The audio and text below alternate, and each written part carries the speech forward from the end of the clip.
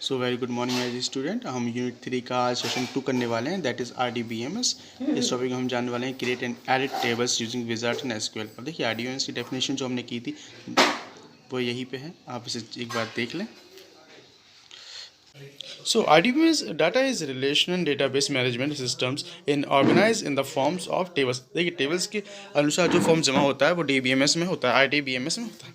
आज हम यही इसके बारे में जानने वाले हैं, RDBMS के बारे में, और कुछ SQL विजार्ड के बारे में भी हम इसके कुछ कवर करेंगे। देखिए we have queries it means हम किसी से क्वेश्चन पूछ सकते हैं, उसका हमें रिलाज आंसर मिलेगा। तो ये क्वेरीज जो हम हैं वो एसक्यूएल से पूछेंगे, स्ट्रक्चर क्वेरी लैंग्वेज। देखिए that is the definition of queries. A query is a request of the data for information for database table और कॉम्बिनेशन ऑफ टेबल्स। देखिए इसमें यहाँ पे बहुत सारी टेबल्स होंगी, एक नहीं बहुत हज़ार भी टेबल्स हो सकती हैं। That we will ask a question from the SQL. इससे हम ये आज कवर करेंगे। Forms make the data available on the screen. जो भी हम फॉर्म्स बनाते हैं वो डाटा अवेलेबल हो जाता है स्क्रीन पे फॉर्म बनाने के बाद। With the forms you can view and edit the data. इससे फिर हम डाटा को एडिट कर सकते हैं और देख भी सकते हैं ऑन द डिस्प्लेस नाइसली। इसे शॉर्ट कर सकते हैं, ऐड कर सकते हैं, डिलीट कर सकते हैं in the location of forms let you work with your data, they don't hold data। देखिए किसी प्रकार का डाटा को होल्ड नहीं करते हैं, ये डाटा को एक्सेस करते हैं। तो डाटा फॉर्म्स बनाने के बाद डाटा को एक्सेस किया जाता है। They are just tools for viewing the data in your table. देखिए सिर्फ टेबल, ये फॉर्म जो है एक टूल होता है सिर्फ डाटा को देखने के लिए टेबल्स में। टेबल्स के फॉर्म में डाटा को एक्सचेंज किया जाता है। Change something in your forms और you are actually changing it in a table.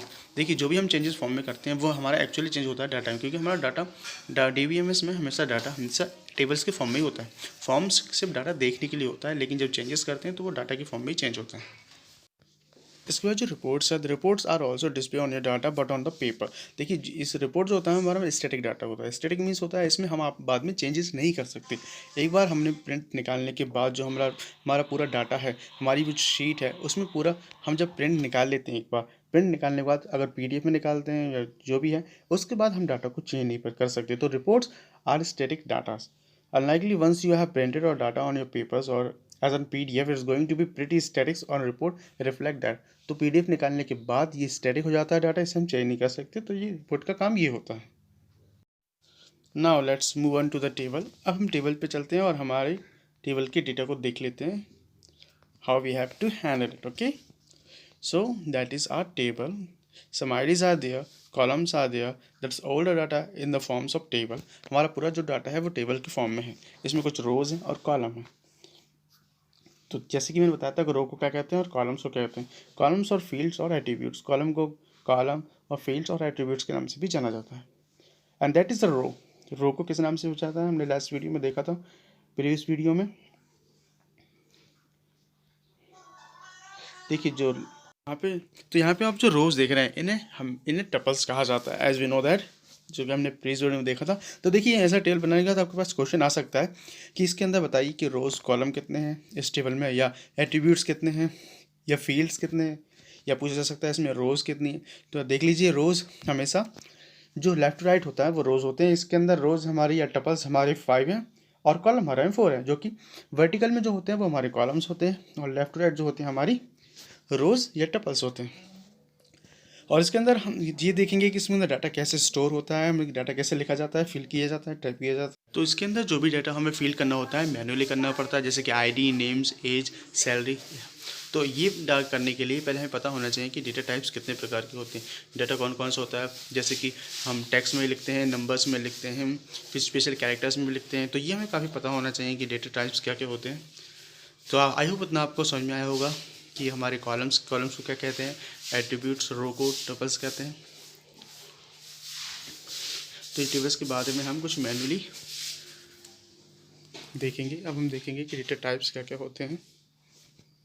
Okay then, data types are used to identify which types of data value we are going to store in our database। अब देखिए data types क्या होता है, ये बताते हैं कि हम किस तरह का डाटा हम स्टोर करने जाने वाले हैं इस हमारे डाटाबेस में। तो ये देखिए the field themselves we can be different types of depending on the data types contained data types in open office based on broadly classified into 5 categories listed। देखिए 5 प्रकार के डाटा टाइप्स हम होते हैं यहाँ पे डाटाबेस के अंदर जो हम यूज़ करते हैं। First numerical type, alphabetic types numerical हमें पता है 1 to 3 नंबर्स जो होते हैं अल्फ़ाबेटिक्स एज नो दैट ABCD वाले नंबर्स। बाइनरी नंबर्स होते हैं 0101 के फॉर्म में, डेट एंड टाइम के फॉर्म में होते हैं जिसमें हम डेट और टाइम लिखते हैं, कुछ फॉर्म डाटा लिखते हैं जैसे कि हमारा कब माल आया या कुछ भी कोई भी ये इसकी डेट क्या थी, incoming date, outgoing dates and other variable types of data. Now let's understand what is numerical type of data. Numerical types are used to describing numerical values for the field used to the table of a database. Numerical data types of database can be used for storing information such as mobile number, roll number, door number, year of schooling admission, true or false statement, statics values, etc. The different types of numerical data types available are in the list. देखिए इस प्रकार के data types हो सकते हैं numerical data types में। देखिए आप जैसे देख रहे हैं नो नेम हमारा सिंपल नंबर्स में लिखा हुआ है, डेटा टाइप्स में लिखा है येस और नो डेटा टाइप्स, और यहाँ पे डिस्क्रिप्शन में आप देख रहे होंगे ये हमारे न्यूमेरिकल टाइप में डाटा में इस प्रकार से होता है। किसी का एड्रेस भी हो सकता है, डेट, किसी का नंबर्स हो सकता है, डोर नंबर्स हो सकता है, एडमिशन ईयर हो सकता है, स्कूल एडमिशन रोल नंबर्स हो सकता है, ट्रू फॉल्स स्टेटमेंट्स भी हो सकते हैं। तो मतलब मिक्सिंग में भी हो सकते हैं जो हमारे न्यूमेरिकल डाटा इसमें होता है। तो ये डाटा का एक प्रकार है जो कि हम यहाँ पे टाइप करते हैं डाटाबेस मैनेजमेंट में। अब जो सेकंड होता है वो हमारा है अल्फ़ा न्यूमेरिकल डाटा टाइप्स। अब देखिए इसमें क्या होता है, अल्फ़ा न्यूमेरिकल्स में क्या होते हैं, इसमें या तो हम कैपिटल्स में ले सकते हैं किसी वर्ड को, न्यूमेरिकल्स में साथ में न्यूमेरिकल का यूज़ कर सकते हैं, उन डाटा टाइप्स के अंतर्गत आता है। देखिए आप एज यू नो दैट यहाँ पे हम नेम लिखते हैं, कैरेक्टर्स लिखते हैं, वर्ड कैरेक्टर्स लिखते हैं, वर्ड चार इग्नोर कैश लिखते हैं। ये हमारा डाटा टाइप्स के टाइप्स हैं, न्यूमेरिकल अल्फ़ा न्यूमेरिकल के टाइप्स हैं। कुछ लॉन्ग, पहला होता है लॉन्ग वर्चर। लेकिन इसके अंदर क्या होता है, इसके अंदर हमें लॉन्ग डेटा, हमें बहुत कोई लेटर्स बनाना है, कोई बहुत बड़ा पैराग्राफ लिखना है, तो ये मैक्सिमम लेंथ के लिए यूज़ किया जाता है अल्फ़ा न्यूमेरिकल टाइप्स में। पहला जो हमारा है इसमें लॉन्ग डेटा यूज़ करने के लिए इसका लॉन्ग वर्जन कैरेक्टर का यूज़ किया जाता है। Second is CHAR।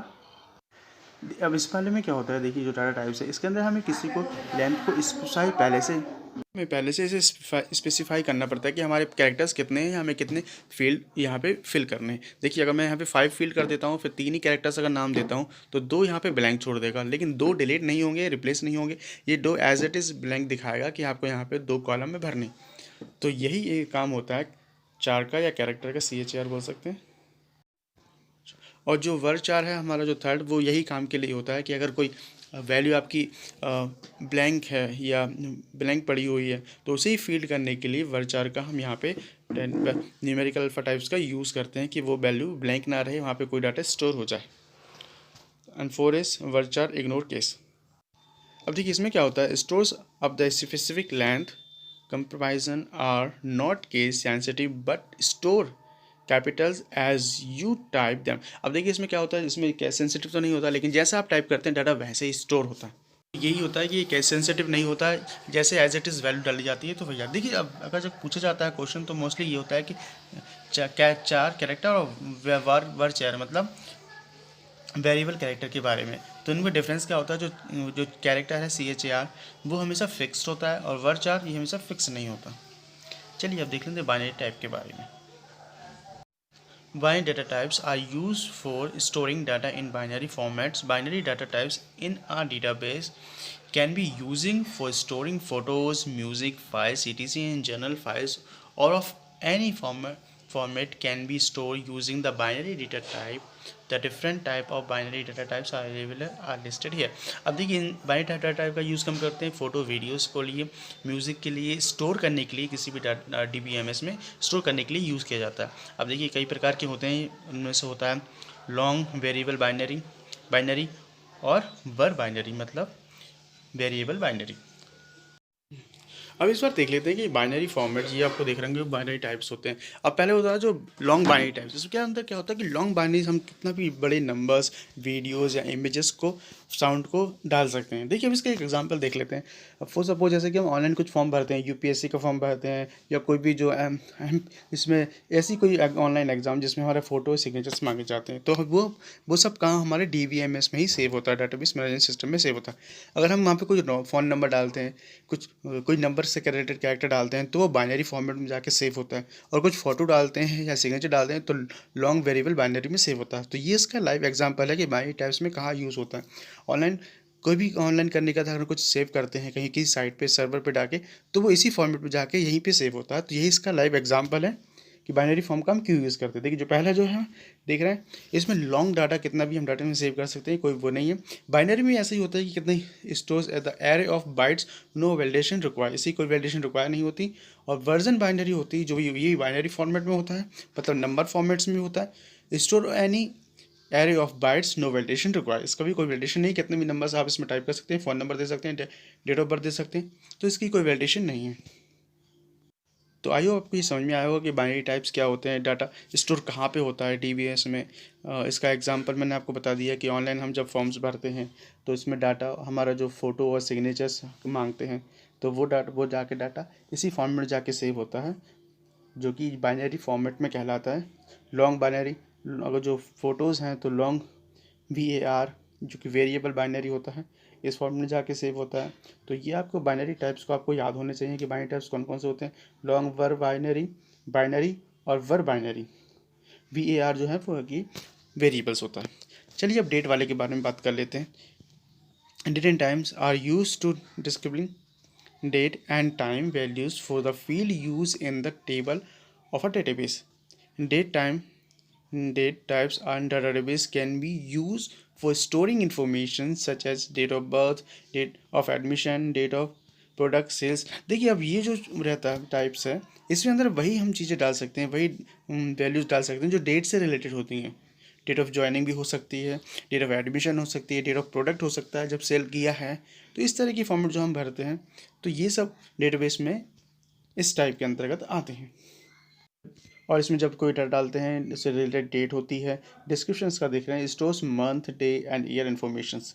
तो इसके जो फॉर्मेट वो आप देख रहे हैं, इसका फॉर्मेट होता है डे मंथ ईयर से रिलेटेड होता है, डे मंथ ईयर में होता है। तो दूसरा आप जो देख रहे होंगे वही टाइम से रिलेटेड होता है। टाइम इसका कुछ भी दे सकते हैं, 1 कॉलम में दे सकते हैं, सेकंड्स में दे सकते हैं, टाइम स्टैम्प देख सकते हैं। तो यही का डेट होता है, डेट एंड टाइम का वैल्यूज़ में यूज़ किया जाता है। चलिए अब हम ओपन ऑफिस खोल के इस बार प्रैक्टिकल करके देख लेते हैं इसका। यहाँ पे मैंने ओपन ऑफिस 4 स्टार्ट कर दी। यहाँ पे आप देख रहे होंगे जैसे स्टार्ट करेंगे तब टेक्स्ट बुक मिलेगी, डाटाबेस पे आपको क्लिक करना है। डेटाबेस क्योंकि हम यहाँ पे डाटाबेस बना रहे हैं, यहाँ पे लिखा आएगा आपको डेटाबेस विज़ार्ड, जो कि हम डाटाबेस विज़ार्ड में काम कर रहे हैं। ये पूरा विंडो होने के बाद यहाँ पे 2 ऑप्शन दिखाई देंगी, क्रिएट अ न्यू डेटाबेस और ओपन एग्जिस्टिंग डेटाबेस फाइल। देखिए अगर आपके पास कोई ऑलरेडी फाइल है उसमें अंदर आप काम करना चाहते हैं तो ओपन एंड एग्जिस्टिंग फाइल पर काम करेंगे। लेकिन अगर हम न्यू फाइल बना रहे हैं, हमारा डाटा स्टार्टिंग से कर रहे हैं, तो क्रिएट अ न्यू डेटाबेस पे हम क्लिक करेंगे। इस पर क्लिक करने के बाद नेक्स्ट पे क्लिक करने के बाद हमारी न्यू फाइल ओपन हो जाएगी।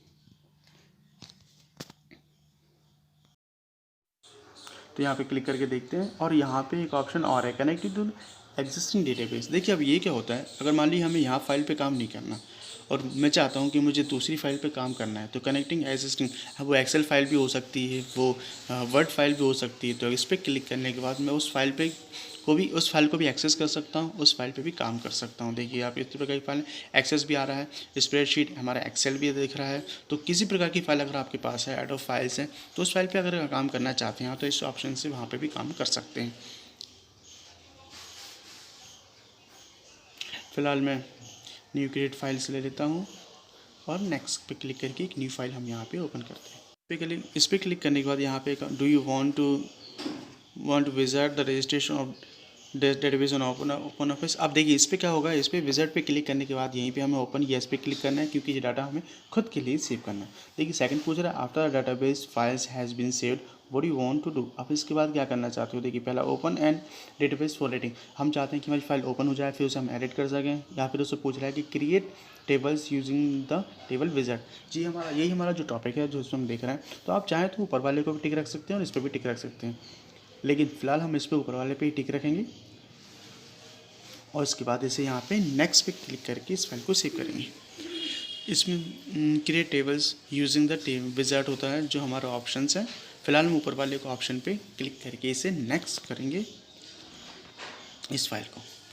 Let's check it, finish. अब फिनिश करने के बाद ये हमारी फाइल को सेव करने के लिए पहला ऑप्शन बोलेगा, पहले हमें इस फाइल को सेव करना होगा। अब मैं इस फाइल को नाम दे देता हूँ माई न्यू डेटाबेस, और यहाँ पे हम देखिए इसका जो एक्सटेंशन होता है ODF होता है, आपको पता होना चाहिए। डेटाबेस मैनेजमेंट का जो है ओपन डॉक्यूमेंट्स फाइल, इसका जो फुल फॉर्म है ODF database, open documents file. इसे अब सेव करने के बाद, इसे सेव करने के बाद हमारी फाइल ओपन हो जाएगी। चलिए मैं इसे फिनिश करता हूँ। हमारा ये ओपन ऑफिस स्टार्ट हो चुका है। सो हमारा ये डेटाबेस फॉर्म पेज खुल गया है डेटाबेस का। यहाँ पे आप देख सकते हैं 3 ऑप्शन है, create table and design mode, और यहाँ पे ये ऑप्शन दिख रहे हैं जो कि हमने पहले डिस्कस कर चुके हैं, table, queries, forms and reports, जिसकी हमने डिटेल में इसके बारे में बात की है। और जो आपको सेकंड ऑप्शन दिख रहा है, use wizard to create table, यही हमारे ऑप्शन में जिसके बारे में हम बात करने वाले हैं, दोनों के बारे में। ये हमारे सिलेबस में सेकंड वाला, लेकिन हम दोनों के बारे में आज बात करते हैं, create table and design view. ऊपर वाले पे क्लिक करने के बाद हमें मैन्युअली डाटा को हमें क्रिएट करनी पड़ेगी टेबल, लेकिन जो नीचे वाला ऑप्शन है उसे करने के बाद हमारे पास काफ़ी ऑटोमेटिकली डाटा आ जाता है, मतलब डाटा एक टेबल बन के आ जाती है। तो हम दोनों पे क्लिक करते हैं। पहले वाला हम create tables and design view पे क्लिक करके देख लेते हैं। इसके दोनों के बारे में आज हम डिस्कस करेंगे। पहले मैं इसे ओपन करता हूँ। इसे ओपन करने के बाद मेरे पास एक टेबल जाएगी। देखिए यहाँ पे 2 को देखेंगे, फील्ड नेम और फील्ड टाइप, और यहाँ पे डिस्क्रिप्शन, जो कि हमने देखा था मैनुअली। तो देखिए यहाँ पे हमारा ये ओपन ऑफिस खुल गया है। अब यहाँ पे आपको दिख रहा होंगे, हम मैंने पहले यहाँ पे एक नेम दिया है, नेम देने के बाद रोल नंबर। अब यहाँ पे देखिए ऑटोमेटिक इसने कैरेक्टर नंबर्स और टाइप्स ले लिया है। अब देखिए यहाँ पे मैं क्लिक करता हूँ, हमारे पास वही किस टाइप का डाटा है ये पूरा पूछ रहा है। हमारे पास टेक्स्ट में है, वेरिएबल, टेक्स्ट वेरिएबल में इसने ऑटोमेटिक ले लिया है। हम यहाँ पे कुछ भी, यहाँ पे डाटा टाइप्स आप देख रहे होंगे, पूरा जो हमने देखा है, real, text field, numerical data, तो यहाँ पे आपका पूरे टाइप्स यहाँ पे शो हो जाएंगे इसी ऑप्शन के अंतर्गत। तो जो कि हमारा नंबर्स में है, तो हम यहाँ पे नंबर को सिलेक्ट करेंगे। डिस्क्रिप्शन देखिए, डिस्क्रिप्शन में हम उसके बारे में कोई डिस्क्रिप्शन लिख सकते हैं। इस फील्ड के अंतर्गत पूरा डिस्क्रिप्शन हम जो भी होगा उसका, वो हम डिस्क्रिप्शन यहाँ पे लिख सकते हैं। और यहीं से एक वेरिएबल और बना सकते हैं हम चाहे तो। यहाँ पे दूसरे के नंबर्स का बना लेते हैं। यहाँ पे आप देख रहे हैं इस तरह से मैंने एक डेटा और बना लिया है। तो हमारे पास 2 नंबर्स हो गए। यहाँ पे नेम का, इसका फील्ड टाइप आपको रखना है टेक्स्ट। अब देखिए यहाँ पे कुछ ऑप्शन आपको दिख रहे होंगे, एंट्री रिक्वायर। अब एंट्री रिक्वायर में होता क्या है, लेंथ इसकी जो होती है, लेंथ हम कितनी बड़ा कर सकते हैं किसी कॉलम की, मतलब इसके अंदर कितनी कैरेक्टर हो जाएगी। लेंथ आप करने के बाद इसमें जितने चाहे आप कैरेक्टर उसके अंदर यूज़ कर सकते हैं। अगर मैं 100 डाल देता हूँ तो इसके अंदर आपके पास लॉन्ग डेटा है, तो इसके अंदर जितना आप करेंगे उस सेल को सेलेक्ट करने के बाद उसकी लेंथ उतनी बड़ी हो जाएगी, मतलब उसके अंदर उतने कैरेक्टर्स आ सकते हैं। इसे हम कम भी कर सकते हैं और ज़्यादा भी कर सकते हैं। एंट्री रिक्वायर्ड फील्ड जो आप देख रहे हैं, इसका मतलब ये होता है कि वहाँ पे एंट्री लिखना ज़रूरी है। अगर मैं नेम को एंट्री रिक्वायर्ड पे कर देता हूँ तो मतलब उस डेटा को आपको पहले एंट्री भरनी ही होगी, उसके बाद ही नेक्स्ट कॉलम पे वो जाएगा। अगर मैं येस कर देता हूँ तो उस कॉलम से हमारा कर्सर आगे नहीं बढ़ेगा, उस एंट्री को आपको भरना ही पड़ेगा।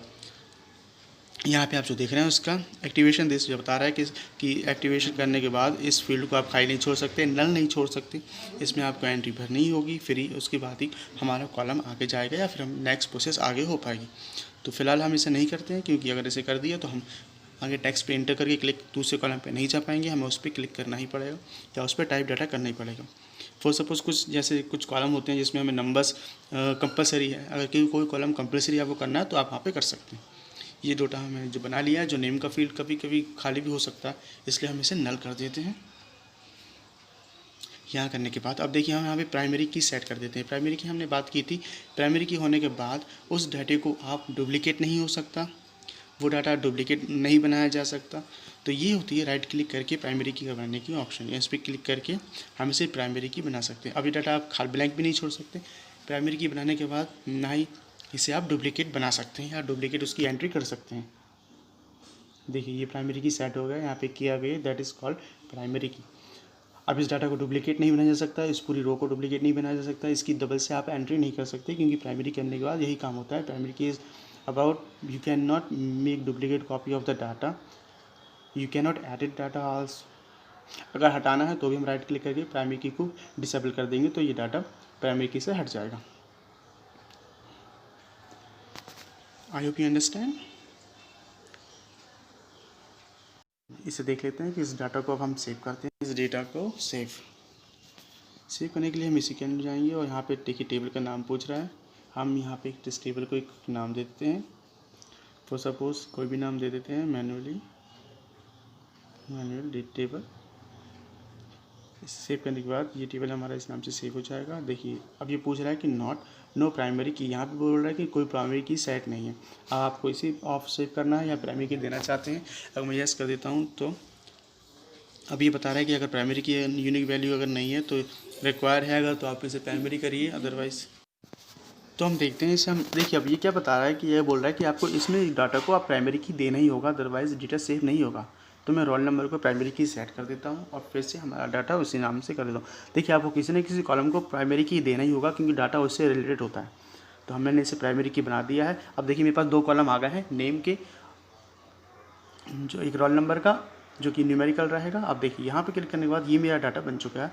अब इसे हमारे पास फील्ड बन गया है। अब हमें इसमें डाटा फिल करना होगा। देखिए रोल नंबर का बन गया और नेम का बन चुका है। अब मैं यहाँ पे कुछ भी रोल नंबर देता हूँ। अब देखिए मैंने जो रोल नंबर का कॉलम बनाया है उसे प्राइमरी की बनाया, ये ब्लैंक नहीं हो सकता। एक नाम दे देते हैं यहाँ पे। अब मैं देखिए दूसरा का मैं इसे रोल नंबर ब्लैंक कर छोड़ता हूँ, यहाँ पे सिर्फ नाम लिख देता हूँ, कुछ भी ध्रुव लिख देते हैं, यहाँ पे कुछ भी नाम लिख देते हैं। यहाँ पे नाम लिखने के बाद देखिए अब मैं इसे इंटर कर रहा हूँ तो ये कह रहा है, अब ये ब्लैंक बता रहा है क्यों, क्योंकि मैंने प्राइमरी की सेट कर रखा है रोल नंबर को। तो ये बता रहा है कि आप इसे ब्लैंक नहीं छोड़ सकते, you have to feed the data in the roll number column. आपके अंदर इसे डाटा भरना ही होगा, उसके बाद ये आगे जाएगा। तो प्राइमरी की का यही काम होता है, इसे आप ब्लैंक नहीं छोड़ सकते, डुप्लीकेट नहीं डाल सकते इसके अंदर डाटा, एक ही नाम दोबारा नहीं हो सकता, एक ही रोल नंबर दोबारा नहीं हो सकता। तो यही यूज़ होता है प्राइमरी की का। चलिए यहाँ पे मैं दे देता हूँ एक नंबर, अब इंटर करते हैं तो ये यहाँ पे वैल्यू ले लेगा। अब ये भी देख लेते हैं कि ये डुप्लीकेट वैल्यू अलाउ करता है कि नहीं। तो सपोज़ मैं एक ही जैसा रोल नंबर यहाँ पे टाइप कर देता हूँ, सेम द रोल नंबर, और नाम कुछ अलग कर देते हैं टाइप। तो देखते हैं कि ये रोल नंबर वैल्यू डुप्लीकेट लेता है कि नहीं, क्योंकि हमने इसे प्राइमरी केस सेट किया तो इसे लेना नहीं चाहिए, डुप्लीकेट वैल्यू नहीं लेगा। देखिए अब एंटर क्लिक करने के बाद ये बोल रहा है वैलिडेशन यूनिक कांस्टेंट, बता रहा है इसे सेल पे रोल नंबर की वैल्यू डुप्लीकेट है, the name roll number, the manual table name roll number values. तो ये बता देता है किस कॉलम में आपने डुप्लीकेट वैल्यू एंटर की है। यही फ़ायदा होता है प्राइमरी कीज़ का,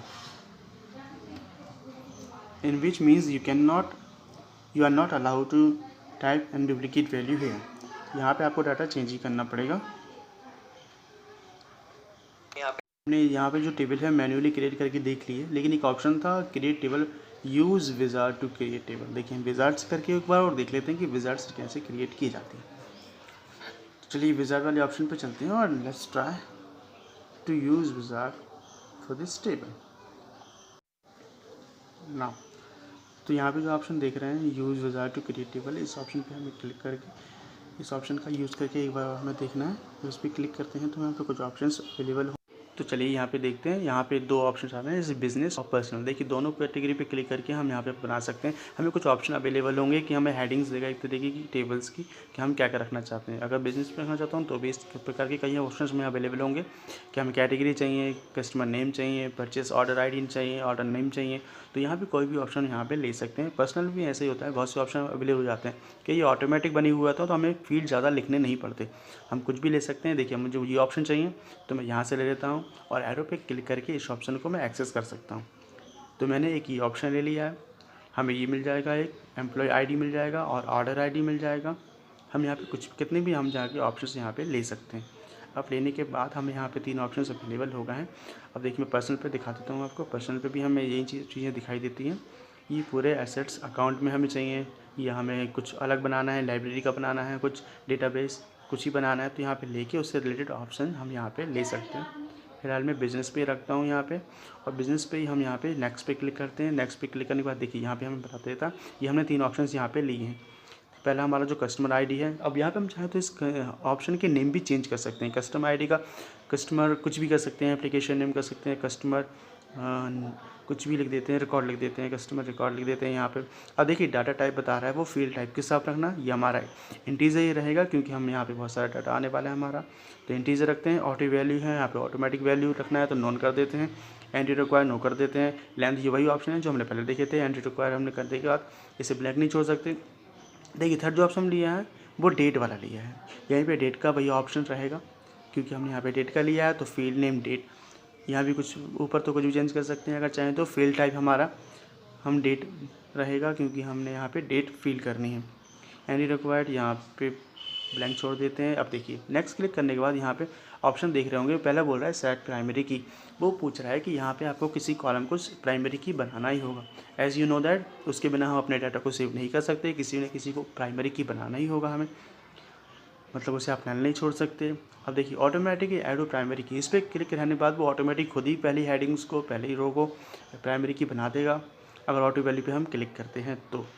लेकिन हम यहाँ पे यूज़ एग्जिस्टिंग, इस पर क्लिक करने के बाद हम खुद ही सिलेक्ट कर सकते हैं कि हमें कौन से ऑप्शन को प्राइमरी की बनाना है। हमारे पास देखिए जैसे 3 ऑप्शन हैं, हमें कस्टमर रिकॉर्ड करना है, ऑर्डर आईडी करना है, ऑर्डर आईडी करके अगर हम चाहें तो इस ऑर्डर आईडी को ऑटो रिकॉर्ड। अब देखिए ऑटो वैल्यू पे क्लिक करने के बाद वैल्यू ऑटोमेटिक ले लेगा, जैसे कि फॉर सपोज हमारे कोई नंबर्स हैं उसका तो ऑटोमेटिक लेना स्टार्ट कर देगा और हम इस पर क्लिक करते हैं तो। इसे आपको चेक करना पड़ेगा। और देखिए define primary key as a combination of several fields. अब ये बोल रहा है कि अगर हमें और भी कई ऑप्शन है हमारे पास, किसी और को फील्ड को भी साथ में आपको बनाना है प्राइमरी की, तो वही हम बना सकते हैं। कस्टमर आईडी को बना सकते हैं, ऑर्डर आईडी को ही बना सकते हैं, पूरे ऑप्शन को भी चाहें तो हम सेवरल की बना सकते हैं। फिलहाल तो हम एक को ही रखते हैं, ऑर्डर आईडी को, और ऑटो वैल्यू पे यहाँ पे क्लिक कर देते हैं। अब क्लिक करने के बाद यहाँ पे देख रहे हैं यहाँ पे क्रिएट, हमारे पास कुछ ऑप्शन आ गए। इनसे data immediately modified table design, creating a forms based in this table. अब यहाँ पे हम कर देते हैं फिनिश क्रिएट पे। तो क्रिएट करने के बाद हमारे पास एक डेटा आ गया है, एक टेबल बन के आ गई है जो कि हमने यहाँ पे किया था, customer record, order ID and orders. तो यही हमारे पास पूरा है। अब आपको पता है कि डेटा टाइप कैसे करना है, डेटा कैसे लिखना है। हाँ ओके, तो हमने इस तरह से टेबल क्रिएट करते हैं। Thank you so much, I hope you understand manually wizard में कैसे डाटा टेबल क्रिएट किया जाता है। See you in the next video, till then take care.